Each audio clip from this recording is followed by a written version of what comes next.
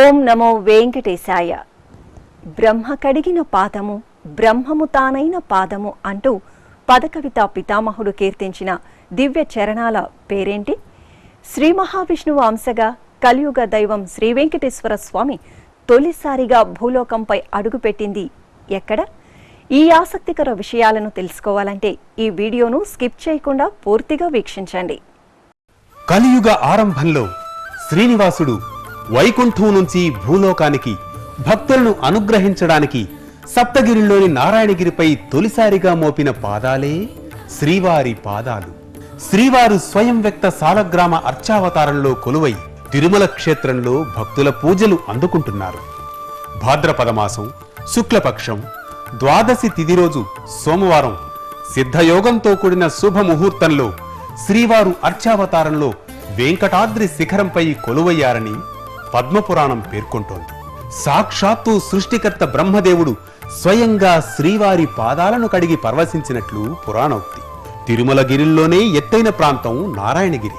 ఈ ప్రాంతమే శ్రీవారు మొట్టమొదటిసారిగా పాదాలను మోపిన పుణ్య ప్రదేశంగా నేడు భక్తుల పూజలు అందుకుంటోంది.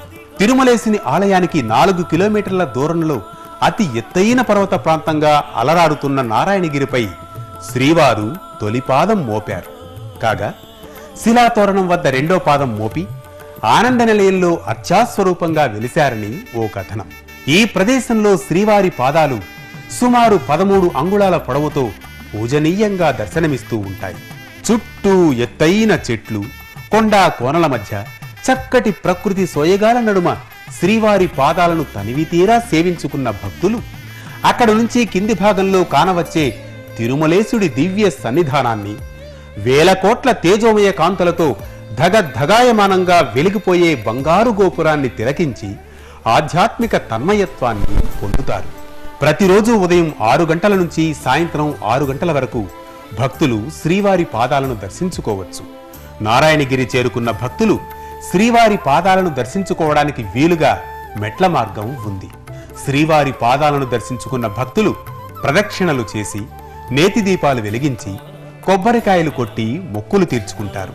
నారాయణగిరిలోని శ్రీవారి పాదాలకు ప్రతి సంవత్సరం ఆషాఢమాసం శుద్ధ ద్వాదశి రోజు టీటీడీ ఆధ్వర్యంలో ఛత్ర స్థాపనోత్సవ కార్యక్రమం వైభవంగా జరుగుతుంది.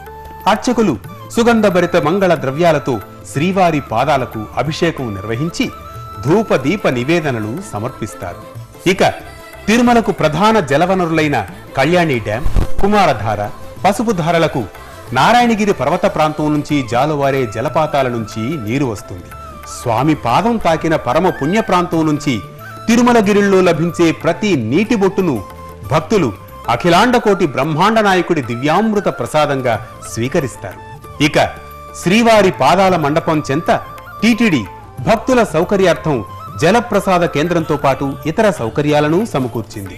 స్వామి పాదాలను దర్శించుకుని పునీతులైన భక్తజనం అక్కడే ఉన్న టీటీడీ అటవీ శాఖ వారి కుటీరంలో కొంతసేపు సేదతీరి ఇటు ఆహ్లాదకర ప్రకృతి సోయగాన్ని, అటు శ్రీ వెంకటేశ్వరుడి ఆధ్యాత్మిక చరణామృతాన్ని ఒకేసారి ఆస్వాదించి పరవశిస్తారు.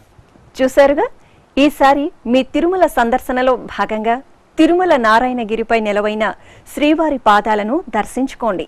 స్వామి కరుణా కటాక్షాలకు పాత్రులు కండి.